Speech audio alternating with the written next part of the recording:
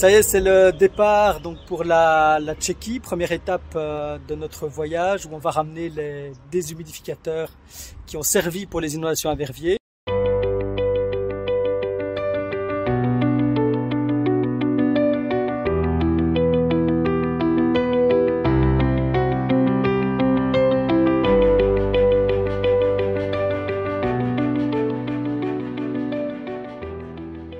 Les déshumidificateurs ont servi finalement à plus de 2000 personnes à Verviers.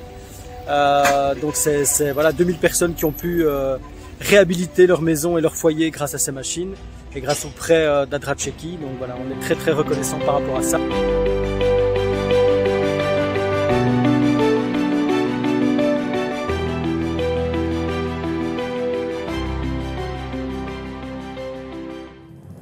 Nous sommes ici au cœur logistique d'Adra Tchéquie. Donc nous sommes à Prague. C'est d'ici que partent plusieurs convois en fait d'aide alimentaire vers l'Ukraine. On peut voir ici des tonnes en fait de matériel et d'aliments qui sont déjà prêts, qui vont être chargés dans des camions. Ici c'est un peu finalement le dessous des cartes de la logistique qu'on vous présente. C'est beaucoup de travail, c'est aussi des collaborations avec des entreprises. Tout ça pour permettre l'envoi par semaine de plusieurs camions d'aide alimentaire vers Mukachevo dans le sud-ouest de l'Ukraine, et de là ils sont redispatchés à travers tout le pays.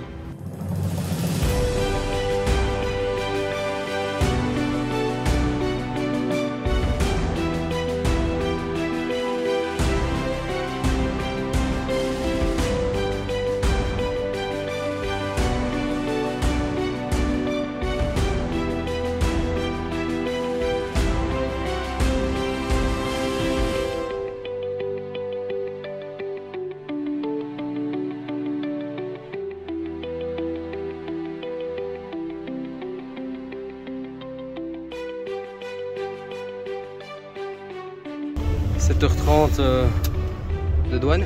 7h30 de douane, ouais, tout à fait. Qu'est-ce que ça fait? On est épuisé. Là, on va maintenant vers Mukachevo pour déposer le matériel. On est en retard, mais c'est les aléas du périple. Et voilà, ça a été une épreuve. On est ici arrivé à Mukachevo après de longues heures bloquées à la douane, avec beaucoup de paperasse administrative. Heureusement, tout s'est bien déroulé. On est arrivé ici au pôle logistique d'Adra Ukraine. Mukachevo, c'est un point central de réception des dons, principalement la nourriture. Et la nourriture, après ça, est empaquetée ou transportée à des points centraux, des endroits où on a des abris, où on a des camps pour réfugiés, un peu partout au travers du pays. Et puis, on a donc des camions qui sont loués ou prêtés par des gens d'ici, des bénévoles, qui prennent le matériel, la nourriture, et puis qui l'amènent. On veut s'assurer que la nourriture, les biens qu'on reçoit vont à des gens qui en ont absolument besoin. Ouais. Donc, il y a un processus d'enregistrement. Il y a un suivi qui se fait. Dans les endroits où est-ce que les gens sont démunis, mais il y a des marchés, ils ont la possibilité d'aller faire des achats, on préfère donner de l'argent parce que ça aide aussi l'économie locale. Voilà, ouais. Mais il n'y a pas des marchés partout. Il y a bien des places où les marchés n'ont pas été capables de réouvrir, les magasins sont fermés, tout ça. Donc c'est pour ça qu'à ces endroits-là, on préfère distribuer la nourriture plus directement. C'est la force du réseau finalement, de pouvoir déployer. C'est mondial. Hein? Voilà. Je travaille avec une personne qui vient de la Nouvelle-Zélande, on a les gens de la Tchécoslovaquie, vous-même de Belgique, et notamment les gens locaux de l'Ukraine. On a une personne qui vient de Kenya, on a un autre qui vient de la Colombie, voilà. Sri Lanka. C'est notre force. Tout à fait. Exactement. Ouais. Adra est reconnu un peu partout.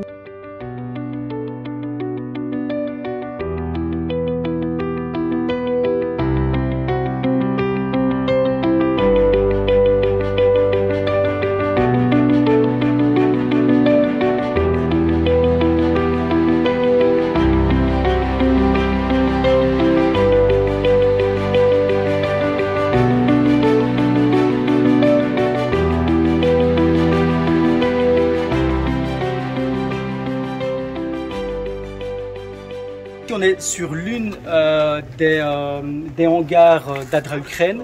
Alors il faut savoir qu'à la base, Adra Ukraine avait un bureau à Mariupol, qui a évidemment déménagé, qui s'est installé ici dans le sud-ouest de l'Ukraine à Moukatchevo.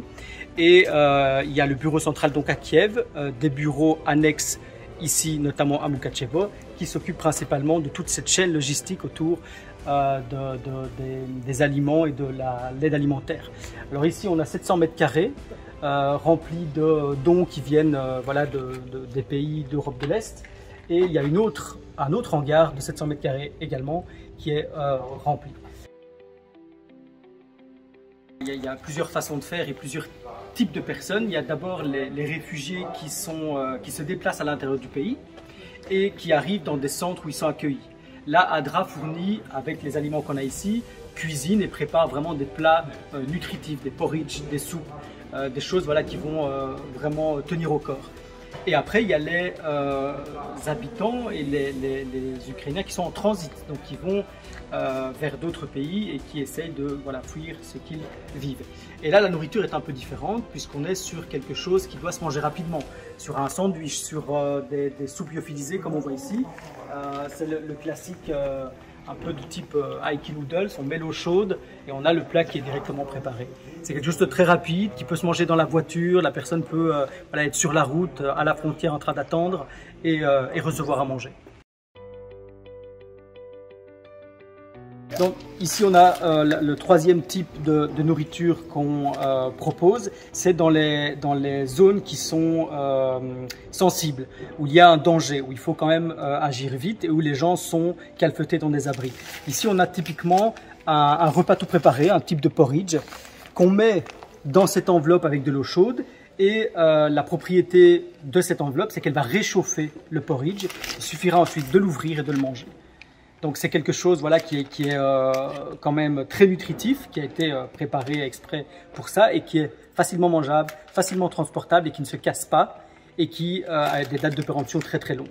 Donc c'est vraiment le type de produit dans les zones où il faut être voilà, mobile qu'on peut distribuer aux gens. Tout ça est possible grâce au réseau Adra, de tous les bureaux qui sont engagés pour soutenir les gens qui souffrent dans cette crise.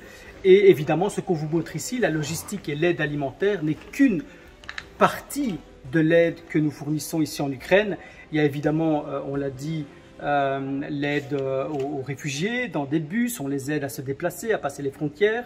On fournit évidemment de la nourriture grâce au réseau, Adra Tchéquie, Adra Slovaquie, Adra Roumanie, Adra Hongrie.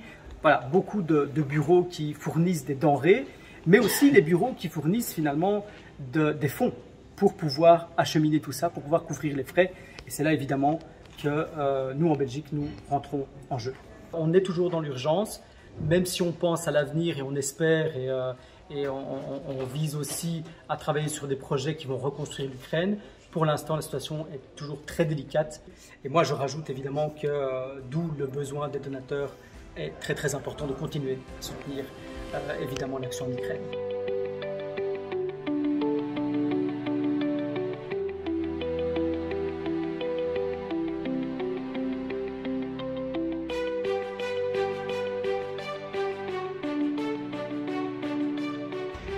Voilà, dernier jour sur la route.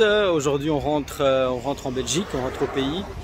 On a eu un petit millier de kilomètres avant de rentrer et voilà, on a vécu des choses quand même incroyables avec Samuel qui a été un grand soutien voilà, dans tout ça. Et même si on est très fatigué, on a voilà, plein de souvenirs, plein de belles rencontres et beaucoup de choses à partager.